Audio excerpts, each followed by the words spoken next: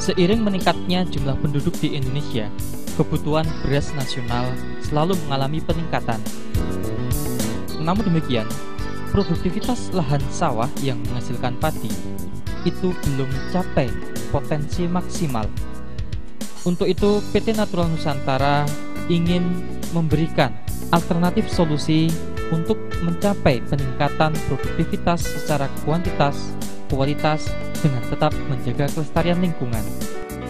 Pada kesempatan kali ini akan kita saksikan bersama tentang teknis budidaya padi.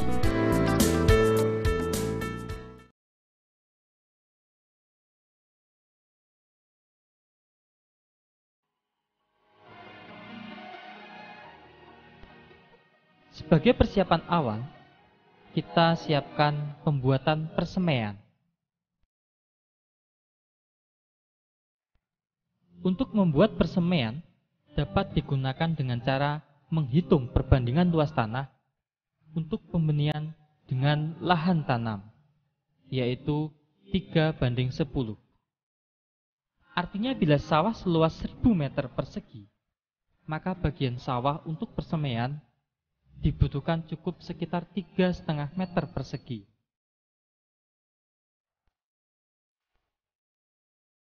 Setelah lahan persemaian jadi, biarkan kurang lebih 1 minggu, baru benih disebarkan. Langkah berikutnya adalah mempersiapkan benih. Siapkan benih sesuai dengan jenis yang dikehendaki. Dan kalau bisa, jenis padi yang bersertifikat. Sebelum benih direndam, terlebih dahulu alangkah baiknya benih kita keringkan di bawah panas sinar matahari kurang lebih setengah hingga 1 jam. Sambil menunggu pengeringan benih, kita siapkan air secukupnya dan ditaruh dalam ember. Lalu kita masukkan pupuk organik cair NASA dengan dosis 2 tutup per 10 liter air atau 20 cc per 10 liter air.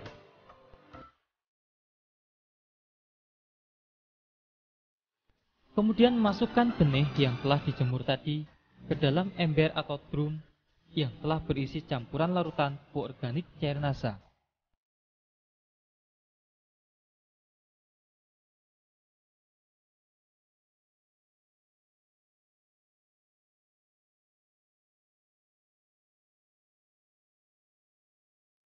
Rendamlah selama kurang lebih 1 malam.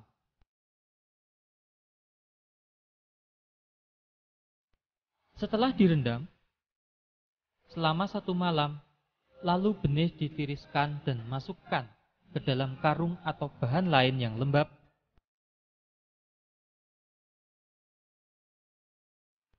Kemudian diperam selama 1 hingga 2 malam.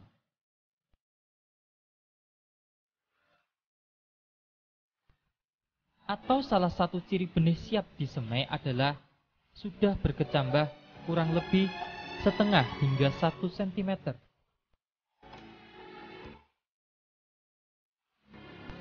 Sedangkan bekas air rendaman jangan dibuang, karena nanti dapat digunakan untuk menyiram lahan persemaian.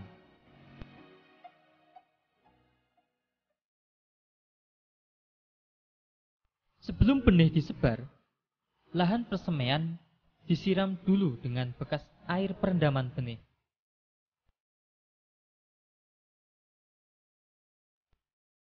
Baru kemudian sebarkan benih yang telah diperam tadi, yang sudah mulai berkecambah secara merata ke lahan persemaian.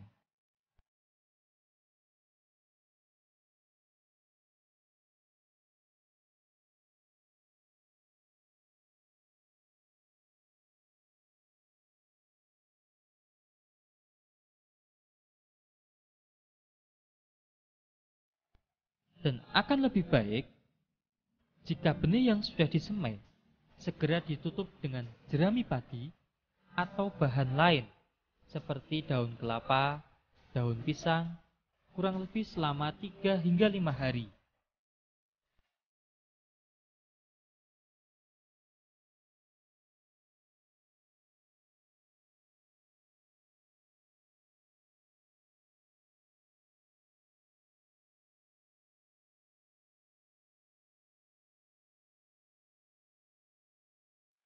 Setelah 3-5 hari, kira-kira benih sudah tampak tumbuh merata.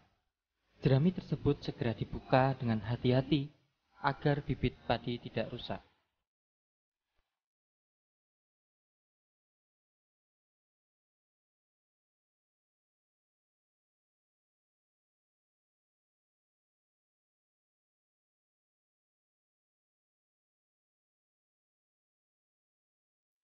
Bibit yang sudah tumbuh di persemaian, dalam pemeliharaannya disemprot dengan pupuk organik cair NASA dengan dosis 2 tutup atau 20 cc per tangki pada umur 7 hari dan 14 hari setelah semai.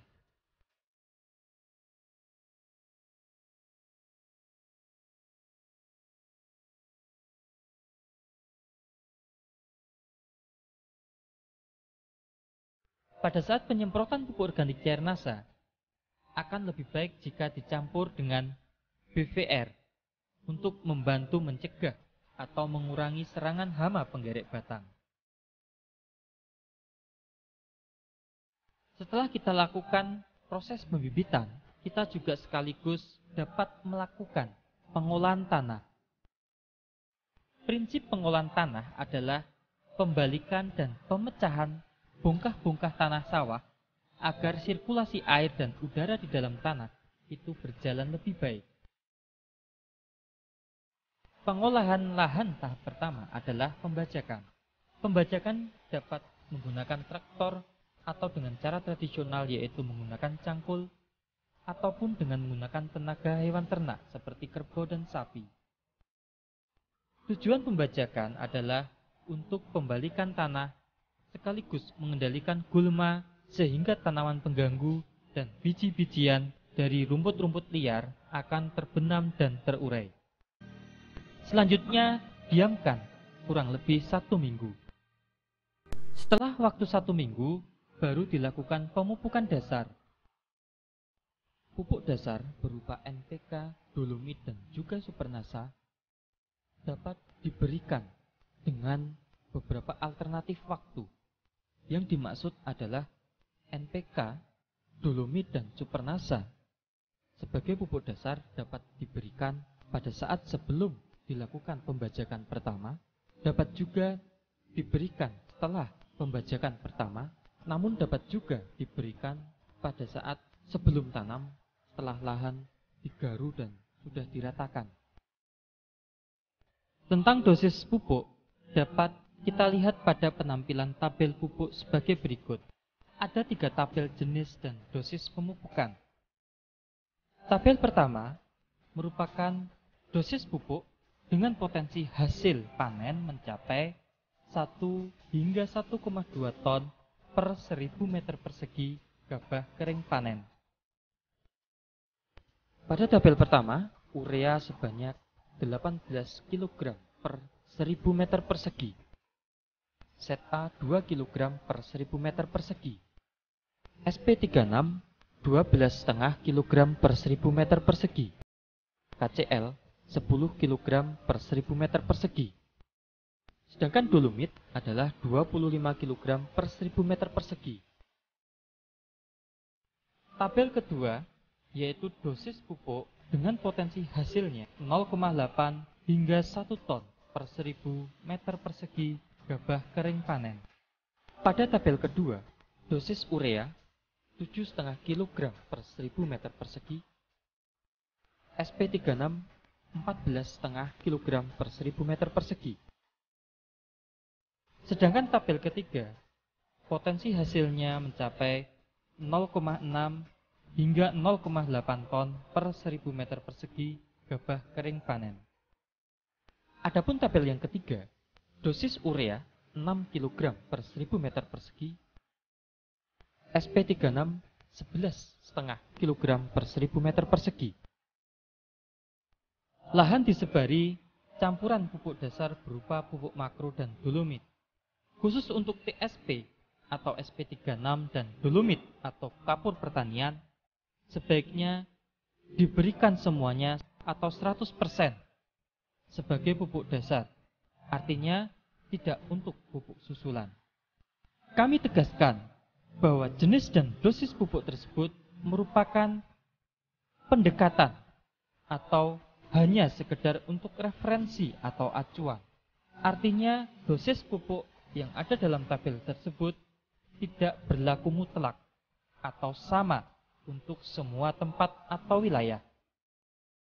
Karena jenis dan dosis pemupukan berhubungan erat dengan jenis atau tipe tanah dan juga iklim di wilayah bersangkutan.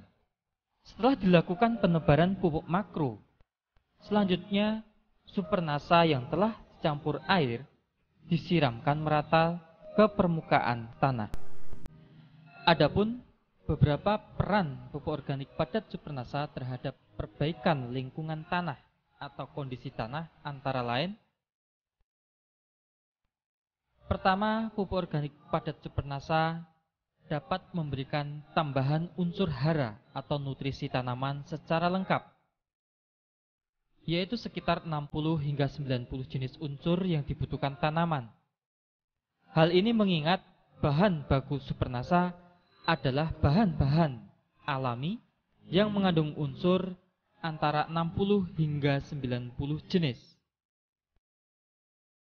Peran yang kedua adalah pupuk organik padat supernasa dapat melarutkan kembali residu atau sisa-sisa pupuk kimia di dalam tanah sehingga dapat dimanfaatkan kembali oleh tanaman.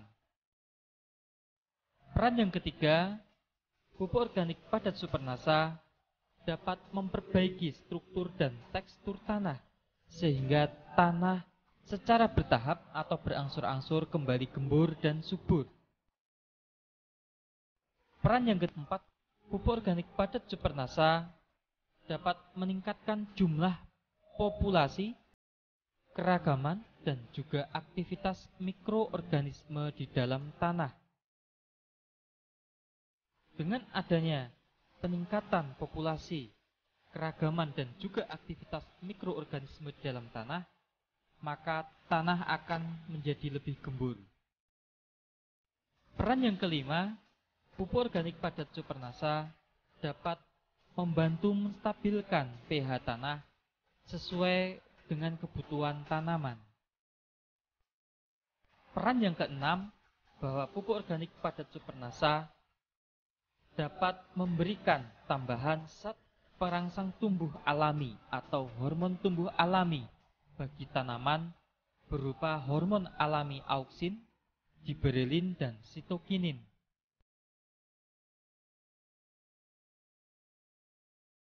Caranya adalah bahwa satu botol supernasa terlebih dahulu dilarutkan menggunakan 3 liter atau 3000 cc air menjadi larutan induk. Dari larutan induk tersebut, kita ambil 200 hingga 300 cc, kurang lebih 1 gelas biasa, kemudian kita encerkan dengan 50 liter air. Setelah kita aduk, barulah kita siramkan merata ke permukaan lahan. Selama pemupukan dasar hingga nanti fase tanam, masukkan air secukupnya, jangan sampai melimpah ruah sehingga mengalir keluar dari lahan kita. Setelah kita lakukan pemupukan dasar dan juga penyiraman supernasa, kemudian kita lakukan penggaruan atau garu. Tujuan penggaruan adalah agar tanah menjadi rata dan rerumputan yang masih tertinggal dapat terbenam ke dalam tanah. Tanah yang sudah digaru dibiarkan selama 4 hari. Setelah tanah sudah menjadi lumpur halus dan pupuk dasar maupun supernasa sudah menyatu dengan tanah atau bereaksi dengan tanah, baru lahan siap ditanami.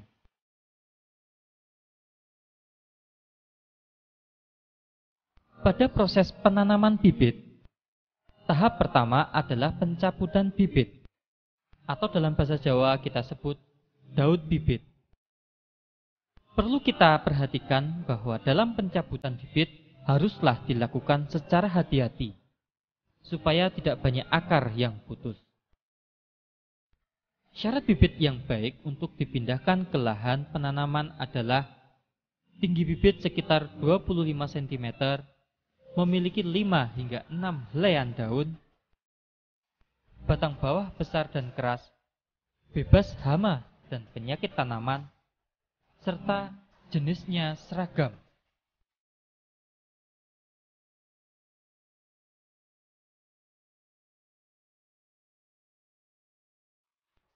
Umur bibit yang baik untuk pindah tanam tergantung varietasnya.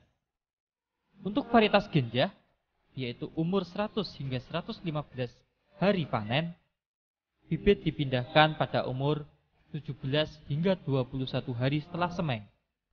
Sedangkan untuk varietas sedang, yaitu kurang lebih 130 hari, bibit dipindah tanamkan setelah berumur 21 hingga 25 hari setelah semai.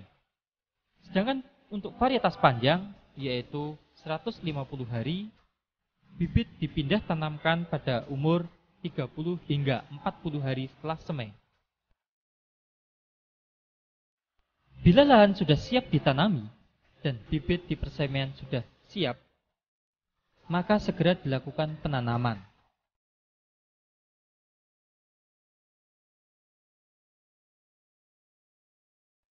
Jarak tanam yang digunakan antara lain adalah 25 kali 25 cm atau 30 kali 30 cm. Dengan jumlah bibit yang dimasukkan ke dalam setiap rumpun adalah cukup 2 hingga 3 bibit per rumpun. Pada saat penanaman, juga perlu kita perhatikan kedalaman tanam. Umumnya, sebagian besar petani di Indonesia kurang memperhatikan kedalaman bibit atau kedalaman tanam.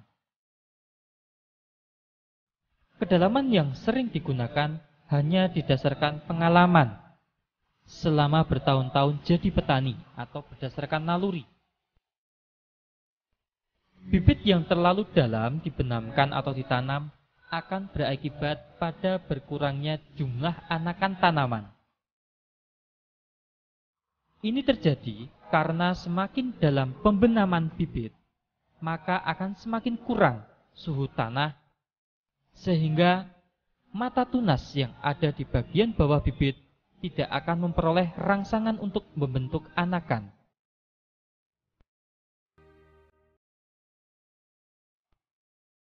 Kedalaman bibit yang baik kurang lebih 5 cm dari permukaan tanah. Tetapi karena prakteknya yang sulit, maka sebagai acuan atau sebagai pedoman bahwa bibit dibenamkan sekitar 2 buku atau 2 ruas jari tangan orang dewasa. Setelah kita lakukan penanaman, penyulaman diperlukan jika ada bibit yang tumbuh kurang baik atau mati. Sebaiknya penyulaman dilakukan hingga 15 hari setelah tanam. Fase selanjutnya adalah pemeliharaan. Pemeliharaan meliputi antara lain adalah pemupukan susulan. Pemupukan susulan untuk pupuk makro diberikan pada umur 25 hari setelah tanam dan umur 45 hari setelah tanam. Pada umur 25 hari, pemupukan susulan pertama bisa kita lihat pada tabel pertama, urea sebanyak 36 kg per 1000 meter persegi, Zat A 3,5 kg per 1000 meter persegi, dan KCl 10 kg per 1000 meter persegi. Pada pemupukan susulan kedua, yaitu pada umur 45 hari, pada tabel pertama, urea 18 kg per 1000 meter persegi, Zat A 2 kg per 1000 meter persegi, dan KCl 20 kg per 1000 meter persegi.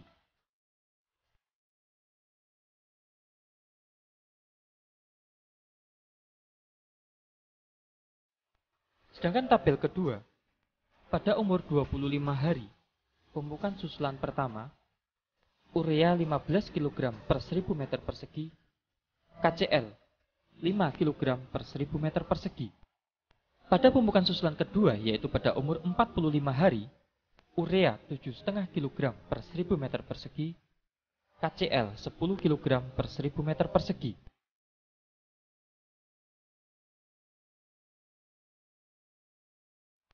Pada tabel ketiga, pada umur 25 hari, pemupukan susulan pertama, urea 10,5 kg per 1000 meter persegi, KCl 4 kg per 1000 meter persegi. Pada pemupukan susulan kedua, yaitu pada umur 45 hari, urea 6 kg per 1000 meter persegi, KCl 7,5 kg per 1000 meter persegi.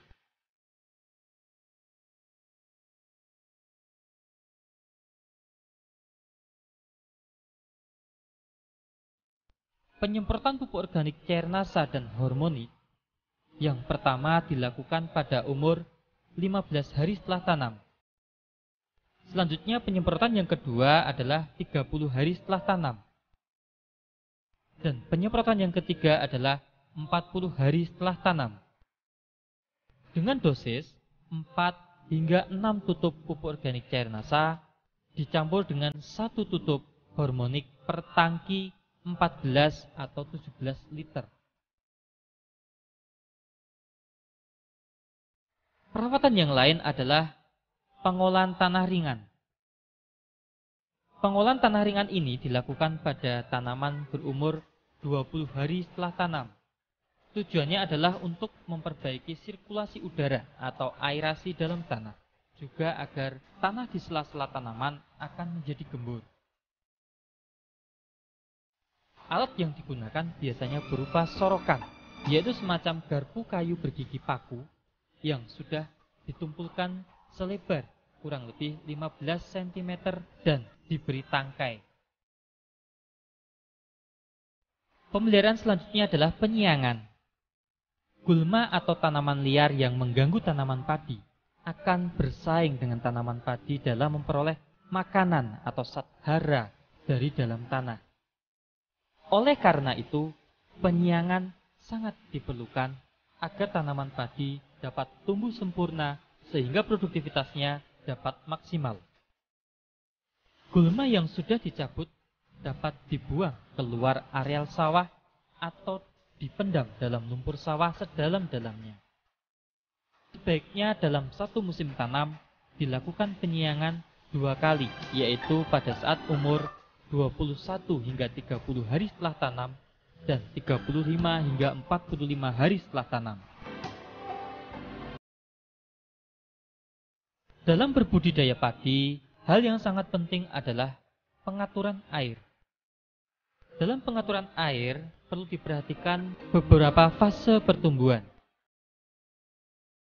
Pada fase pertumbuhan awal, yaitu setelah bibit padi ditanam, sawah harus digenangi air setinggi 2 hingga 3 cm selama 15 hari atau saat tanaman mulai membentuk anakan. Air harus dipertahankan agar struktur tanah yang sudah diperoleh saat pengolahan tanah dapat dipertahankan. Selain itu dapat juga menghambat pertumbuhan gulma. Kecuali jika tampak gejala serangan hama putih, maka pengairan diatur yaitu 1 hari digenangi, selanjutnya 3 hingga 4 hari dikeringkan. Dikeringkan yang dimaksud adalah tanah cukup basah saja, tapi tidak ada air yang tergenang.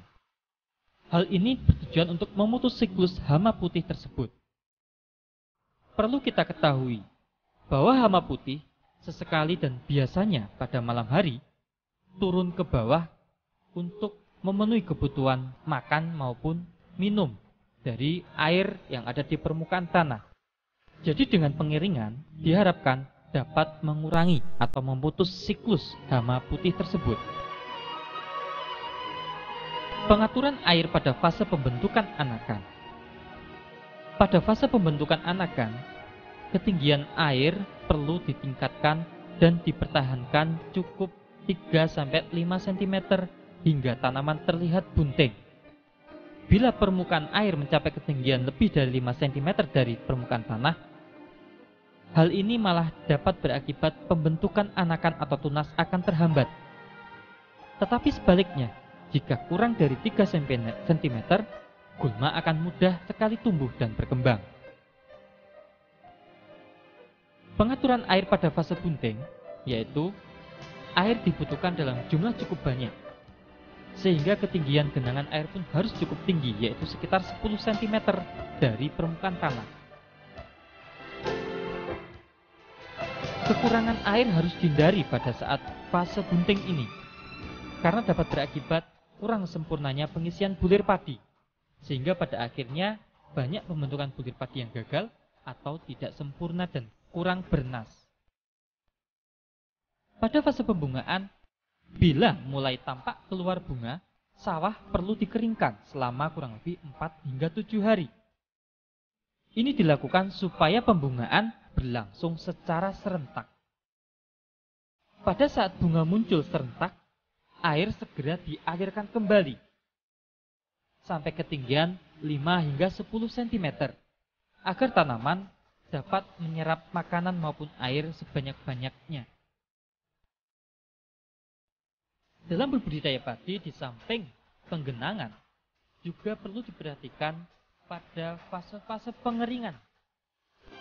Sebenarnya pengeringan yang dimaksud bukanlah kering total, artinya tanah cukup basah dan lembab namun tidak sampai tergenang.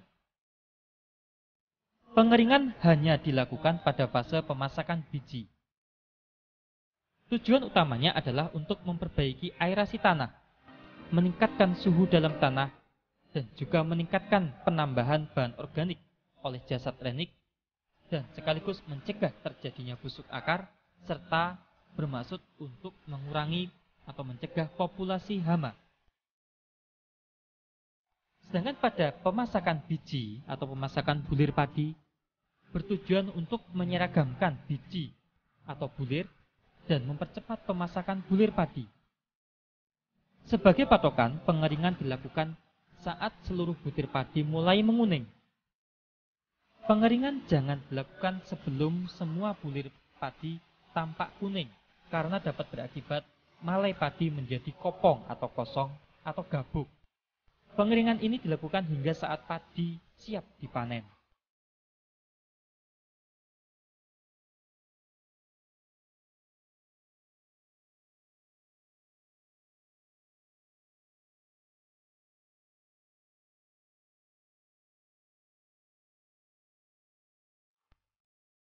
Dalam budidaya tanaman padi, tindakan pencegahan serangan hama dan penyakit tentunya lebih baik daripada tindakan pengobatan.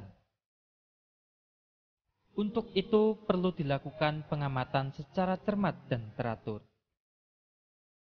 Paling tidak pengamatan dilakukan setiap 2 hari sekali atau setidaknya 1 minggu sekali.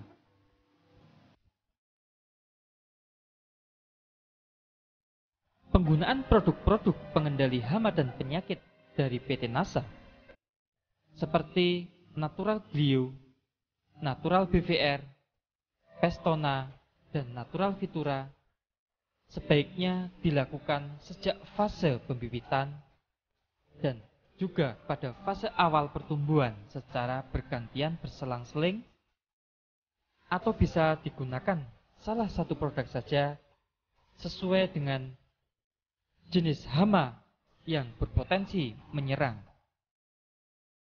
Akan lebih baik jika Natural Glio, Natural BVR, Natural Vitura, maupun Pestona diberikan secara teratur 1-2 minggu sekali berdasarkan jenis hama atau penyakit yang biasanya berpotensi menyerang tanaman padi di wilayah atau lahan yang bersangkutan.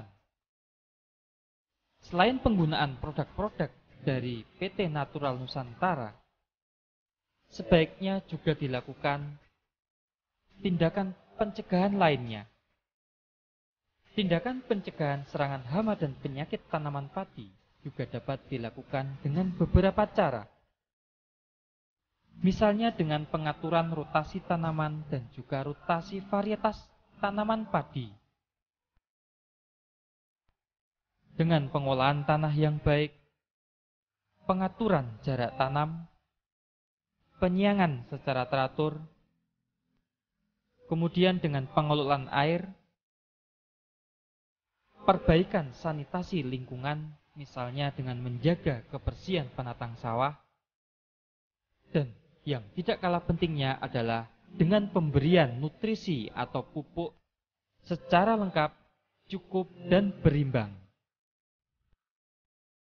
Adapun beberapa hama dan penyakit yang sering dijumpai menyerang tanaman padi, di antaranya adalah yang pertama adalah hama putih palsu. Hama putih palsu biasanya menyerang sejak awal pembibitan. Gejala yang dapat dijumpai biasanya ditemukan titik-titik yang memanjang sejajar tulang daun dan berwarna putih, serta dapat ditemukan ulat yang menggulung daun padi. Untuk pencegahan ataupun pengendalian, sebaiknya menggunakan natural BVR sejak pada fase pembibitan untuk mencegah atau bahkan mengurangi meluasnya ancaman serangan, dan juga dengan cara pengaturan air yang baik seperti yang sudah dijelaskan pada fase pengelolaan air. Hama yang kedua adalah hama penggerek batang padi. Hama penggerek batang padi biasanya menyerang tanaman padi dengan cara menggerek batangnya. Jika menyerang tanaman padi pada fase vegetatif atau pada saat tanaman masih muda, disebut dengan sundep. Gejalanya adalah batang padi mudah sekali dicabut dan berwarna kuning kecoklatan. Sedangkan apabila penggerek batang padi menyerang pada fase generatif atau pada saat tanaman padi memasuki fase bunting, biasanya disebut hama beluk.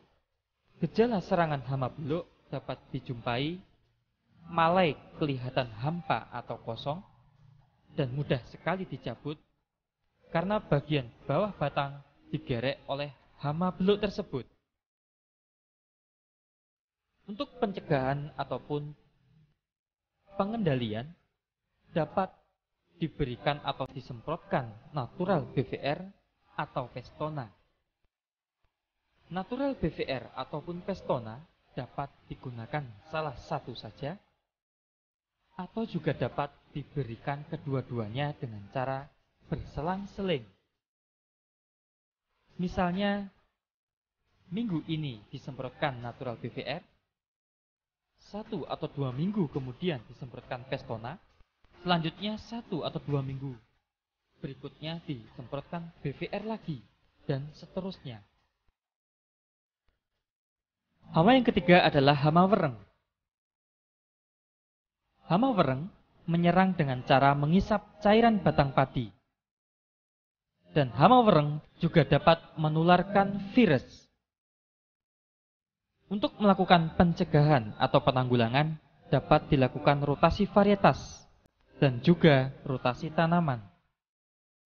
Dalam pengendalian hama wereng, penggunaan pestisida kimia haruslah cara hati-hati atau bijaksana.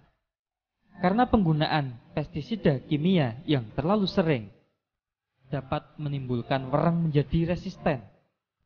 Selain resisten, hama wereng juga bisa mengalami perubahan genetik. Untuk itu, penggunaan natural BVR dan Pestona merupakan cara yang sangat tepat untuk mengendalikan hama wereng karena natural BVR dan Pestona merupakan bahan-bahan pengendali wereng yang bersifat alami. Pada saat penyemprotan natural BVR ataupun Pestona, sebaiknya perlu memperhatikan hal-hal berikut. Misalnya, natural BVR dan Pestona dilakukan pada saat fase-fase telur baru menetas atau pada saat wereng muda atau nimfa lebih banyak dari wereng dewasa. Penyemprotan natural BVR dan Pestona disemprotkan mengenai sasaran pada pangkal batang karena disitulah tempat yang sangat disukai oleh hama wereng.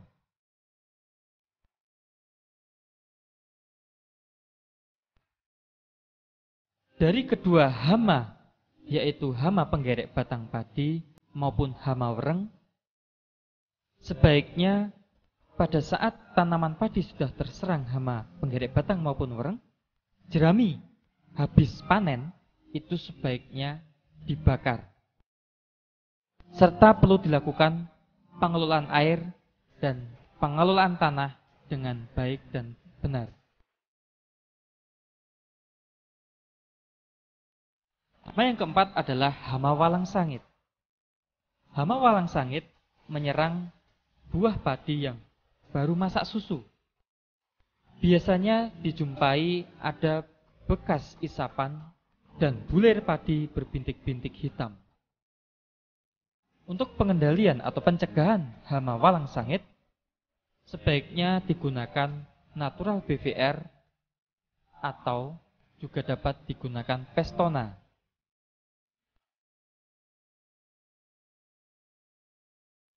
Di samping hama-hama tersebut tadi, kita juga perlu mewaspadai adanya ancaman hama lainnya seperti hama tikus maupun hama burung yang biasa menyerang tanaman padi secara tiba-tiba dan sehingga bisa menyebabkan kegagalan panen. Khususnya hama tikus dapat dilakukan penyebaran atau penebaran musuh alami tikus seperti burung hantu, ular, anjing, maupun kucing. Serta dapat juga dilakukan pembersihan pematang sawah atau sanitasi yang baik. Pada saat habis panen sebaiknya dilakukan gropioan atau memburu tikus secara beramai-ramai. Sedangkan untuk hama burung, cara yang sementara bisa dilakukan adalah dengan cara memasang boneka sawah atau boneka yang mirip orang-orangan yang dipasang di tengah-tengah hamparan padi atau di sekeliling pematang sawah.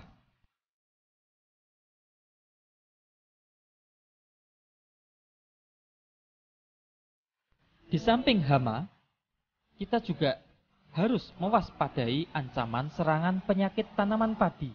Penyakit-penyakit tanaman padi yang perlu diwaspadai antara lain penyakit yang disebabkan oleh jamur, di antaranya adalah penyakit blas yang disebabkan oleh jamur Pyricularia oryzae, serta juga penyakit yang disebabkan oleh jamur Fusarium.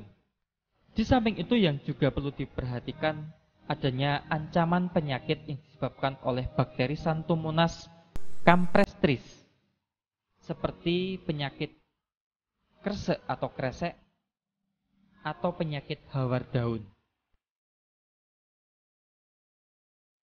Untuk mencegah serangan penyakit tersebut, sebaiknya diberikan nutrisi yang lengkap, cukup, dan berimbang sejak pada awal tanam. Di samping itu, harus diberikan pencegahan dengan pemberian natural bio pada saat sebelum tanam. Harus diwaspadai juga adanya ancaman penyakit tungro yang sudah terbukti sangat membahayakan pada tanaman padi. Penyakit tungro disebabkan oleh virus yang ditularkan oleh wereng hijau. Di samping penyakit tungro juga perlu diwaspadai penyakit kerdil yang disebabkan juga oleh virus, namun hama perantaranya berupa wereng coklat.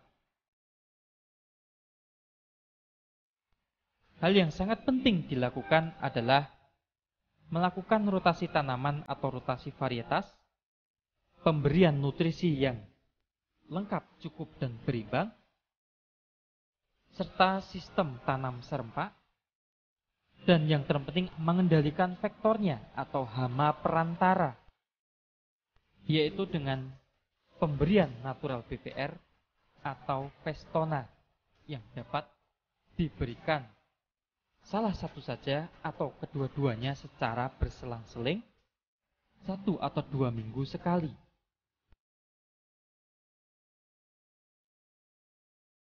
Setelah tanaman cukup umur, maka segera dilakukan pemanenan. Pemanenan dapat menggunakan sabit atau ani-ani atau alat yang lain disesuaikan dengan lokasi dan juga tradisi setempat. Demikianlah informasi tentang budidaya padi dari PT Natural Nusantara.